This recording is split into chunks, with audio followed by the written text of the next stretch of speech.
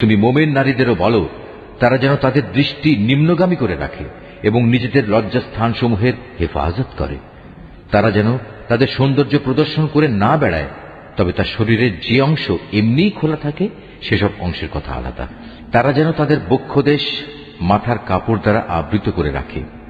তারা যেন তাদের স্বামী, তাদের পিতা, তাদের শ্বশুর, তাদের ছেলে, তাদের স্বামীর আগের ঘরের ছেলে, তাদের ভাই, তাদের ভাইয়ের ছেলে, তাদের বোনের ছেলে, তাদের সচরাচর মেলামেশার মহিলা, নিজেদের অধিকারভুক্ত সেবিকা দাসী, নিজেদের অধীনস্থ এমন পুরুষ যাদের মহিলাদের কাছ থেকে কোনো কিছুই কামনা করার নেই, কিংবা এমন শিশু যারা এখনো মহিলাদের গোপন অঙ্গ সম্পর্কে কিছুই জানে না, এসব মানুষ ছাড়া তারা যেন অন্য কারো সামনে নিজেদের সৌন্দর্য প্রকাশ না করে।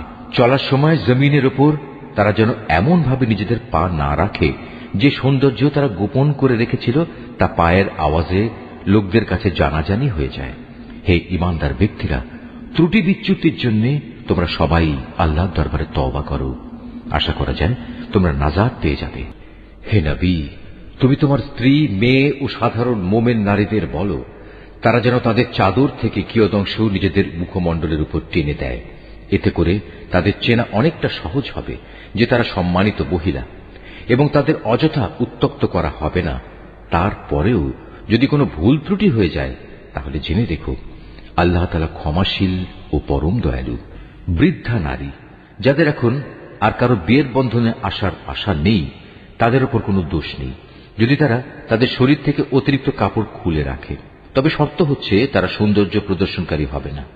অবশ্য এ অতিরিক্ত কাপড় খোলা থেকেও যদি তারা বিরত থাকতে পারে তা তাদের জন্য ভালো। আল্লাহ তাআলা সব কিছু শোনেন, আল্লাহ তাআলা সবকিছু জানেন। হে নবী পত্নীরা, তোমরা অন্য নারীদের মতো সাধারণ নারী নও। যদি তোমরা সত্যিই আল্লাহ তাআলাকে ভয় করো তাহলে অন্য পুরুষদের সাথে কথা বলার সময় কোমলতা অবলম্বন করো না। যদি এমন করো তাহলে যার অন্তরে কোনো ব্যাধি আছে সে তোমার ব্যাপারে প্রলুব্ধ হয়ে পড়বে। তবে তোমরা সর্বদাই নিয়ম মাফিক কথাবার্তা বলবে। তোমরা ঘরে অবস্থান করবে। পূর্বেকার জাহেলিয়াতের জামানার মতো নিজেদের প্রদর্শনী করে বেড়াবে না। তোমরা নামাজ কায়েম করবে, যাকাত আদায় করবে, আল্লাহ তাআলা ও তার রাসূলের আনুগত্য করবে। হে নবী পরিবার, আল্লাহ তাআলা মূলত এসব কিছুর মাধ্যমে তোমাদের মাঝ থেকে সব ধরনের অপবিত্রতা দূর করে তোমাদের পাক সাফ করে দিতে চান। তোমাদের ঘরে আল্লাহ তাআলার কিতাবের আয়াত ও তার জ্ঞান তত্ত্বের যেসব কথা তেলাওয়াত করা হয় তা স্মরণ রেখো। নিঃসন্দেহে আল্লাহ তাআলা সূক্ষ্মদর্শী এবং তিনি সম্মুখ অবগত। মুসলমান পুরুষ, মুসলমান নারী, মোমেন পুরুষ, মোমেন নারী, ফরমাবরদার পুরুষ, ফরমাবরদার নারী, সত্যবাদী পুরুষ, সত্যবাদী নারী, ধৈর্যশীল পুরুষ, ধৈর্যশীল নারী, বিনীত পুরুষ, বিনীত নারী, দানশীল পুরুষ, দানশীল নারী, রোজাদার পুরুষ, রোজাদার নারী, যৌন অঙ্গসমূহের হেফাজতকারী পুরুষ, এ অঙ্গসমূহের হেফাজতকারী নারী, সর্বোপরি আল্লাহ তাআলাকে অধিক পরিমাণে স্মরণকারী পুরুষ, স্মরণকারী নারী। নিঃসন্দেহে এদের জন্য আল্লাহ তাআলা ক্ষমা ও মহাপুরস্কার ঠিক করে রেখেছেন। যখন আল্লাহ তাআলা ও তার রাসূল কোনো ব্যাপারে কোনো সিদ্ধান্ত ঘোষণা করেন তখন কোনো মোমেন পুরুষ ও কোনো মোমেন নারীর এ অধিকার নেই যে তারা সে ব্যাপারে নিজেদের কোন রকম এখতিয়ার খাটাবে। মূলত যে কেউই আল্লাহ তাআলা ও তার রাসূলের নাফরমানি করবে সে নিঃসন্দেহে সুস্পষ্ট গোমরাহিতে নিমজ্জিত হয়ে যাবে।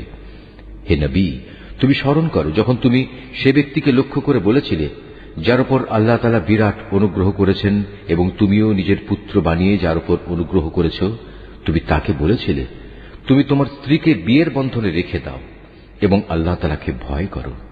কিন্তু এ পর্যায়ে তোমার মনের ভেতরে যে কথা তুমি লুকিয়ে রেখেছিলে আল্লাহ তাআলা পরে তা প্রকাশ করে দিলেন। আসলে তোমার পালক পুত্রের তালাক প্রাপ্ত স্ত্রীকে বিয়ে করার ব্যাপারে তুমি মানুষদের কথা কি ভয় করছিলে, অথচ তুমি জানো আল্লাহ তাআলাই হচ্ছেন ভয় পাওয়ার বেশি হকদার। অতঃপর একসময় যখন জায়েদ তার স্ত্রীর কাছ থেকে নিজের প্রয়োজন শেষ করে তাকে তালাক দিয়ে দিল তখন আমি তোমার সাথে তার বিয়ে সম্পন্ন করে দিলাম, যাতে করে ভবিষ্যতে মোমেনদের উপর তাদের পালক পুত্রদের স্ত্রীদের বিয়ের মাঝে আর কোনো সংকীর্ণতা অবশিষ্ট না থাকে। বিশেষ করে তারা যখন তাদের স্ত্রীদের কাছ থেকে নিজেদের প্রয়োজন শেষ করে তালাক দিয়ে দেয়। আর সর্বশেষে আল্লাহ তাআলার আদেশই কার্যকর হতে হবে। আল্লাহ তাআলা নবীর জন্য যে ফয়সালা করে দিয়েছেন সে ব্যাপারে নবীর উপর কোনো বিধি নিষেধ নেই। আগের নবীদের ক্ষেত্রেও এ ছিল আল্লাহ তাআলার বিধান, আর আল্লাহ তাআলার বিধান তো আগে থেকে নির্ধারিত হয়ে আছে। যারা মানুষদের কাছে আল্লাহ তাআলার বাণী পৌঁছে দিত তারা আল্লাহ তাআলাকে ভয় করত, তারা আল্লাহ তাআলা ছাড়া আর কাউকেই ভয় করত না, কেননা মানুষের হিসাব নেয়ার ব্যাপারে আল্লাহ তাআলাই যথেষ্ট। হে মানুষ, তোমরা জেনে রেখো, মুহাম্মদ তোমাদের কোন পুরুষের পিতা নয়, বরং সে তো হচ্ছে আল্লাহ তাআলার রসূল এবং নবীদের সিল মোহর। আল্লাহ তাআলা সর্ববিষয়ে অবগত রয়েছেন। হে মানুষ, তোমরা যারা ঈমান এনেছ তোমরা আল্লাহ তাআলাকে বেশি বেশি স্মরণ করো, সকাল সন্ধ্যায় তোমরা তাঁর পবিত্রতা ঘোষণা করো। তিনি মহান আল্লাহ তাআলা, যিনি তোমাদের উপর অনুগ্রহ বর্ষণ করেন। তাঁর ফেরেশতারাও তোমাদের জন্য আল্লাহ তাআলার ক্ষমা চেয়ে তোমাদের উপর অনুগ্রহ করেন, যাতে করে আল্লাহ তোমাদের অন্ধকার থেকে ইসলামের আলোর দিকে বের করে আনতে পারেন। বস্তুত আল্লাহ তাআলা হচ্ছেন মুমিনদের জন্য পরম দয়ালু। যেদিন তারা আল্লাহ তাআলার সাথে সাক্ষাৎ করবে সেদিন মহান আল্লাহর দরবারে তাদের সালাম দ্বারা অভিবাদন করা হবে। তিনি তাদের জন্য এক সম্মানজনক বিনিময় নির্দিষ্ট করে রেখেছেন। হে নবী, আমি তোমাকে হিদায়াতের সাক্ষী করে পাঠিয়েছি, তোমাকে বানিয়েছি জান্নাতের সুসংবাদদাতা ও জাহান্নামের সতর্ককারী। আল্লাহ তাআলার অনুমতি ক্রমে তুমি হচ্ছ আল্লাহর দিকে আহ্বানকারী ও হিদায়াতের সুস্পষ্ট প্রদীপ। অতএব তুমি মুমিনদের সুসংবাদ দাও যে তাদের জন্য আল্লাহ তাআলার পক্ষ থেকে এক মহা অনুগ্রহ রয়েছে। কখনো কাফের ও মুনাফিকদের কথা শুনো না, তাদের যাবতীয় নির্যাতন উপেক্ষা করে চলো, আল্লাহ তাআলার উপর ভরসা করো, কেননা কর্ম বিধায়ক হিসেবে আল্লাহ তাআলাই তোমার জন্য যথেষ্ট। হে মুমিনরা, যখন তোমরা মুমিন রমণীদের বিয়ে করো অতঃপর কোন রকম স্পর্শ করার আগেই তাদের তালাক দাও, তাহলে এমতাবস্থায় তাদের উপর কোন ইদ্দত বাধ্যতামূলক নয় যে তোমরা তা গুনতে শুরু করবে। তবু তোমরা তাদের কিছু দিয়ে দেবে এবং সৌজন্যের সাথেই তাদের বিদায় করে দেবে। হে নবী, আমি তোমার জন্য সেসব স্ত্রীদের হালাল করেছি যাদের তুমি যথার্থ মোহর আদায় করে দিয়েছ। সেসব মহিলাও তোমার জন্য আমি হালাল করেছি যারা তোমার অধিকারভুক্ত, যাদের আল্লাহ তাআলা তোমাকে দান করেছেন। তোমার চাচাতো বোন, ফুফাতো বোন, মামাতো বোন, খালাতো বোন যারা তোমার সাথে হিজরত করেছে। তাছাড়া রয়েছে সে মুমিন নারী যে কোনো কিছু ছাড়াই নিজেকে নবীর জন্য নিবেদন করবে এবং নবী চাইলে তাকে বিয়ে করবে। এ বিশেষ অনুমতি শুধু তোমার জন্য, অন্য মোমেনদের জন্য নয়। সাধারণ মোমেনদের স্ত্রী ও অধিকারভুক্ত দাসীদের ব্যাপারে আমি তাদের উপর যে বিধি বিধান নির্ধারণ করেছি তা অবশ্য আমি ভালো করেই জানি। তোমার ব্যাপারে এ সুবিধা আমি এজন্যই দিয়েছি যেন তোমার উপর কোনো ধরনের সংকীর্ণতা না থাকে।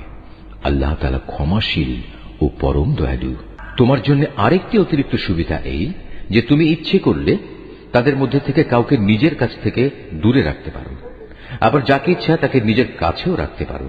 যাকে তুমি দূরে রেখেছ তাকে যদি পুনরায় তুমি নিজের কাছে রাখতে চাও তাতেও তোমার কোনো গুনাহ নেই। এই বিশেষ সুযোগ তোমাকে এজন্যই দেয়া হয়েছে যেন এতে করে ওদের চক্ষু শীতল থাকে, তারা অযথা দুঃখ না পায় এবং তুমি ওদের যা দেবে তাতেই যেন ওরা সবাই সন্তুষ্ট থাকতে পারে। তোমাদের মনে যা কিছু আছে আল্লাহ তাআলা তা ভালো করেই জানেন।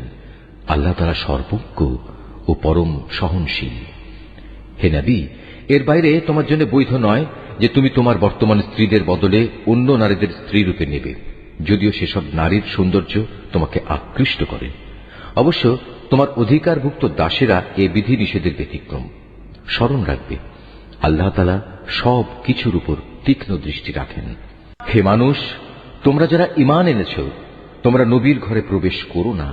অবশ্য যখন তোমাদের খাওয়ার জন্য আসার অনুমতি দেয়া হয় তাহলে সে অবস্থায় এমন সময় পর্যন্ত অপেক্ষা করে প্রবেশ করো যাতে তোমাদের খাওয়ার জন্য অপেক্ষা করতে না হয়। কিন্তু কখনো যদি তোমাদের ডাকা হয় তাহলে সময় মতোই প্রবেশ করো। অতঃপর যখন খাবার গ্রহণ শেষ করে ফেলবে তখন সাথে সাথে সেখান থেকে চলে যেও এবং সেখানে কোনো অর্থহীন কথাবার্তায় নিমগ্ন হয়েও না। তোমাদের এই বিষয়টি নবীকে কষ্ট দেয়। সে তোমাদের এই কথা বলতে লজ্জাবোধ করে, কিন্তু আল্লাহ তাআলা সত্য বলতে মোটেই লজ্জাবোধ করেন না। হ্যাঁ, তোমাদের যদি নবী পত্নীদের কাছ থেকে কিছু চাইতে হয় তাহলে পর্দার আড়াল থেকে চেয়ে নিও। এটা তোমাদের ও তাদের অন্তরকে পাক সাফ রাখার জন্য অধিকতর উপযোগী। তোমাদের কারো জন্যই এটা বৈধ নয় যে তোমরা আল্লাহর রসুলকে কষ্ট দিবে, না এটা তোমাদের জন্য বৈধ যে তোমরা তার পরে কখনো তার স্ত্রীদের বিয়ে করবে। এটা আল্লাহ তাআলার কাছে এক বড় অপরাধের ব্যাপার। তোমরা কোনো জিনিস প্রকাশ করো কিংবা তা গোপন করো, আল্লাহ তাআলা তা সবই জানেন, কেননা তিনি সর্বজ্ঞ। যারা নবী পত্নী, তাদের উপর তাদের পিতা, ছেলে, ভাইদের ছেলে, বোনদের ছেলে, সব সময়ে আসা যাওয়া করা মহিলা এবং নিজেদের অধিকারভুক্ত দাসীদের সামনে আসা ও তাদের কাছ থেকে পর্দা না করার ব্যাপারে কোনো অপরাধ নেই। হে নবী পত্নীরা, তোমরা আল্লাহ তাআলাকে ভয় করো। অবশ্যই আল্লাহ তাআলা সব কিছু প্রত্যক্ষ করেন। নিঃসন্দেহে আল্লাহ তাআলা ও তার ফেরেশতারা নবীর উপর দরুদ পাঠান। অতএব হে ঈমানদার ব্যক্তিরা, তোমরাও নবীর উপর দরুদ পাঠাতে থাকো এবং তাকে উত্তম অভিবাদন পেশ করো। যারা আল্লাহ তাআলা ও তার রাসূলকে কষ্ট দেয়, তাদের উপর দুনিয়া আখিরাত উভয় জায়গায় আল্লাহ তাআলা অভিশাপ বর্ষণ করেন। কিয়ামতের দিন তিনি তাদের জন্য অপমানজনক আযাব ঠিক করে রেখেছেন। যারা মোমেন পুরুষ ও মোমেন নারীদের কষ্ট দেয়, তেমন ধরনের কিছু দোষ তারা না করা সত্ত্বেও যারা এমনটি করে, তারা তো মূলত মিথ্যা ও স্পষ্ট অপবাদের বোঝাই বহন করে চলে। হে নবী, তুমি তোমার স্ত্রী, মেয়ে ও সাধারণ মোমেন নারীদের বলো, তারা যেন তাদের চাদর থেকে কিয়দংশ নিজেদের মুখমণ্ডলের উপর টেনে দেয়।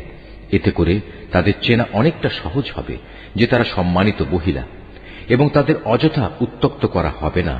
তারপরেও যদি কোনো ভুল ত্রুটি হয়ে যায়, তাহলে জেনে দেখো আল্লাহ তাআলা ক্ষমাশীল ও পরম দয়ালু।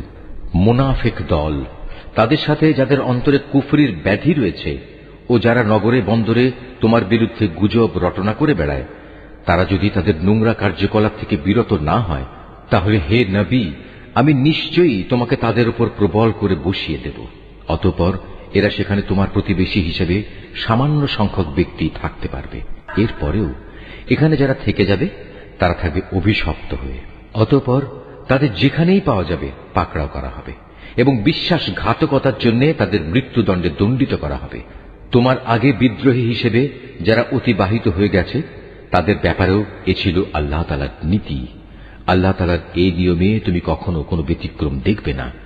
মানুষ তোমাকে কিয়ামত সম্পর্কে জিজ্ঞেস করবে, তুমি তাদের বলো, তার জ্ঞান তো একমাত্র আল্লাহ তাআলার কাছেই রয়েছে।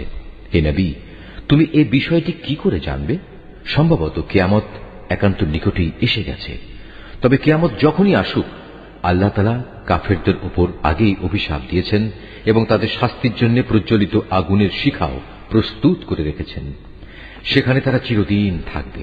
সেখান থেকে বেরিয়ে আসার ব্যাপারে তারা কোন রকম অভিভাবক ও সাহায্যকারী পাবে না। সেদিন তাদের চেহারাসমূহ ওলট পালট করে প্রজ্বলিত আগুনে রাখা হবে। সেদিন তারা আফসোস করে বলবে, হায়, কত ভালো হতো যদি আমরা আল্লাহ তাআলা ও রাসূলের আনুগত্য করে আসতাম। তারা সেদিন আরো বলবে, হে আমাদের মালিক, দুনিয়ার জীবনে আমরা আমাদের নেতা ও বড়দের কথাই মেনে চলেছি, তারাই আমাদের তোমার পথ থেকে গোমরাহ করেছে। হে আমাদের মালিক, ওদের তুমি আজ দ্বিগুণ পরিমাণ শাস্তি দাও এবং তাদের উপর বড় রকমের অভিশাপ পাঠাও। হে ঈমানদার ব্যক্তিরা, তোমরা তাদের মতো হয়ো না যারা অর্থহীন অপবাদ দিয়ে মূসাকে কষ্ট দিয়েছে। আল্লাহ তাআলা তাকে সেসব কিছু থেকে নির্দোষ প্রমাণিত করলেন যা তারা তার বিরুদ্ধে রটনা করেছে। সে ছিল আল্লাহ তাআলার দৃষ্টিতে বড় মর্যাদাবান ব্যক্তি। হে ঈমানদার ব্যক্তিরা, তোমরা আল্লাহ তাআলাকে ভয় করো এবং সর্বদা সত্য কথা বলো, তাহলে তিনি তোমাদের জীবনের কর্মকাণ্ড শুধরে দেবেন এবং তোমাদের গুনাহ খাতা মাফ করে দেবেন। যে কোনো ব্যক্তি আল্লাহ তাআলা ও তার রাসূলের আনুগত্য করবে, সে অবশ্যই এক মহা সাফল্য লাভ করবে। অবশ্যই আমি কোরআনের এ আমানত একসময় আসমানসমূহ, পৃথিবী ও পর্বতমালার সামনে পেশ করেছিলাম। তারা সবাই একে বহন করতে অস্বীকৃতি জ্ঞাপন করল। সবাই এতে ভীত হয়ে গেল। অবশেষে মানুষই তা বহন করে নিল। এতে সন্দেহ নেই, সে মানুষ একান্ত জালেম ও এ আমানত বহন করার পরিণাম সম্পর্কে একান্তই অজ্ঞ।